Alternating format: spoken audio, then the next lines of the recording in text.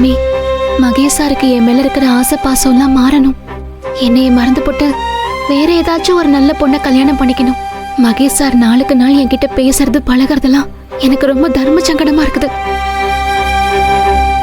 அன்புக்கும் எனக்கும் நடுவுல மகேஷ் சார் வராம நீ இதையும் பாத்துக்கணும்.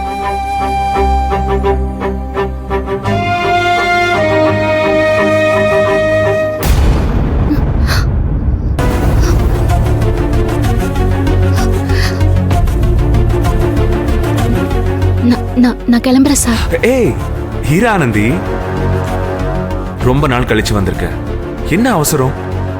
போலாம் ஹீரா. என்னாச்சு ஆனந்தி, ஏன் ஏதோ மாதிரி இருக்க? சாமி ரொம்ப நேரமா கும்பிட்டு இருந்த,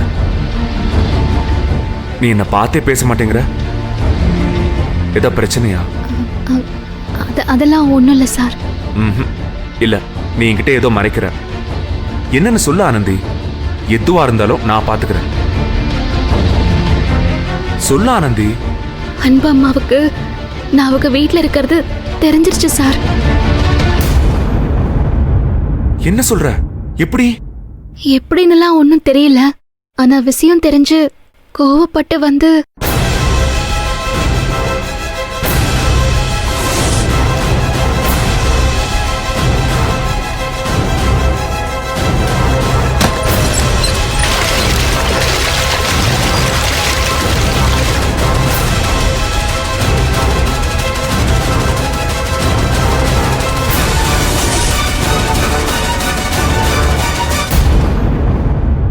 இவ்வளவு நடந்திருக்கு, ஏன் கிட்ட எதுவுமே சொல்லல?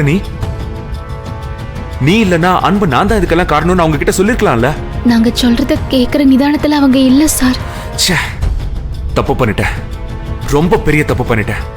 உன்னை நான் மறுபடியும் அன்பு வீட்டுக்கு அனுப்பியிருக்கவே கூடாது. வார்டன் கிட்ட மறுபடியும் பேசியிருக்கணும். தப்பு பண்ணிட்டேன். இப்ப பிரச்சனை அது இல்ல சார்.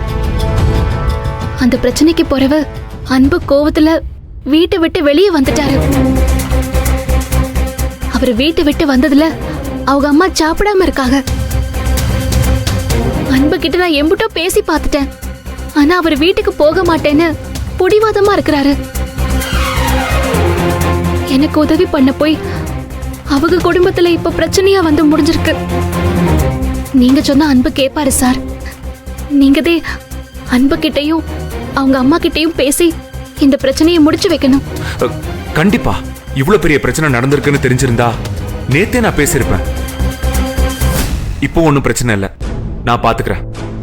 அன்பு எங்க இருக்கான்? கீழே தான் சார் இருக்கிறாரு. சரி, நீ கவலைப்படாத, நான் அன்பு கிட்ட பேசிக்கிறேன். ஓகே.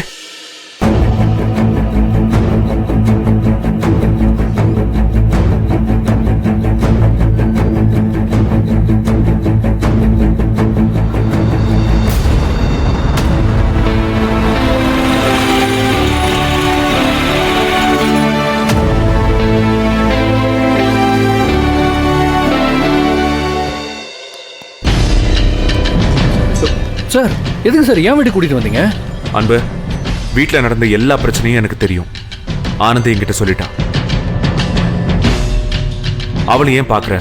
நீ நேத்தே எனக்கு ஒரு கால் பண்ணி விஷயத்த சொல்லியிருந்தா நான் வந்து பேசி சரி பண்ணிருப்பேன்.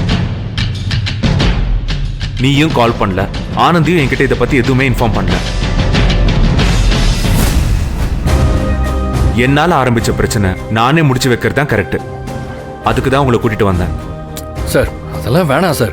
நீங்க வாங்க, கம்பெனில நிறைய வேலை இருக்கு சார். அன்பு, நீ என் கூட வா, நான் அம்மா கிட்ட பேசிக்கிறேன். சார், நம்ம சொல்றதெல்லாம் கேட்குற மைண்ட் செட்ல அவங்க இல்லை சார். எங்க அம்மாவை பத்தி உங்களுக்கு சரியா தெரியாது.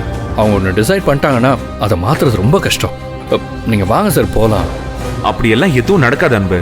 நீ உள்ள வர ஏன் யோசிக்கிறேன்னு எனக்கு புரியுது. நானே போய் உங்க அம்மா கிட்ட பேசி அவங்களே வந்து உன்னை கூப்பிட சொல்றேன். அது வரைக்கும் நீ இங்கே இரு. ஆனந்தி, அன்பை பாத்துக்க.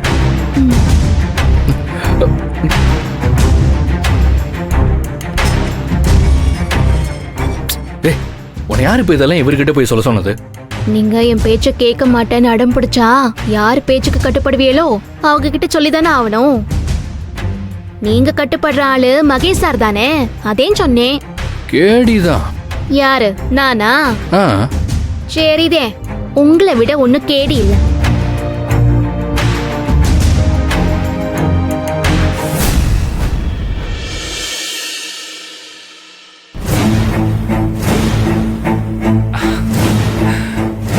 மா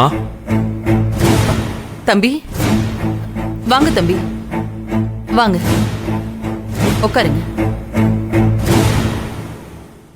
என்ன சாப்பிடுறீங்க தம்பி? காஃபியா டீயா? அதெல்லாம் ஒன்றும் வேண்டாம்மா. நான் இங்க வந்ததே ஒரு முக்கியமான விஷயம் பேசதான். உட்காருங்க. அம்மா, நேத்து உங்க வீட்டில் நடந்த எல்லா பிரச்சனையும் எனக்கு தெரிய வந்துச்சு.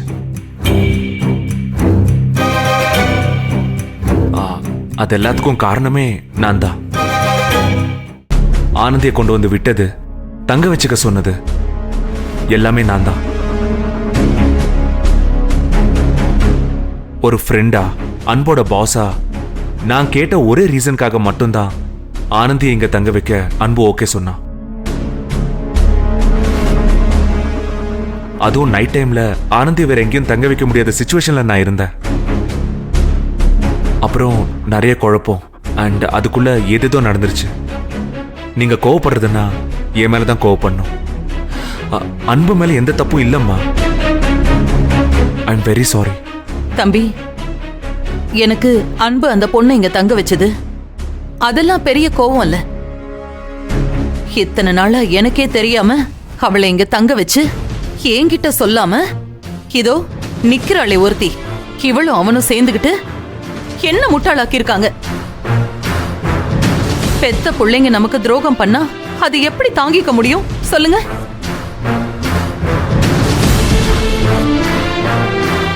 பொம்பளை புள்ளையா இருக்கிறதால இவளை வீட்டுக்குள்ள வச்சிருக்கேன். இல்லனா இவளையும் கழுத்தை புடிச்சு வெளியில தள்ளியிருப்பேன். உங்க கோவம் எனக்கு புரியுதுமா. எல்லாம் ஒரு சிச்சுவேஷனல் ப்ராப்ளம். ஆனந்தியும் ஒரு நல்ல காரணத்துக்காக தான் இதை பண்ண வேண்டியதா போச்சு. ஒரு பொண்ணுக்கு இன்னொருத்தர் வீட்டுல யாருக்கும் தெரியாம தங்குறது எவ்வளவு கஷ்டமான விஷயம். ஆனந்தி எனக்காக தான் இதை ஏத்துக்கிட்டா. மா, நடந்ததை மறந்துட்டு அன்பை ஏத்துக்கோங்க. தம்பி, கோழி மிதிச்சு குஞ்சு சாகாது. நான் ஏதோ கோவத்துல கழுத்தை பிடிச்சு உன்னை வெளியில தள்ளி இருக்கணும்னு சொன்னதும் உடனே வீட்டை விட்டு கிளம்பி போயிட்டான்ல.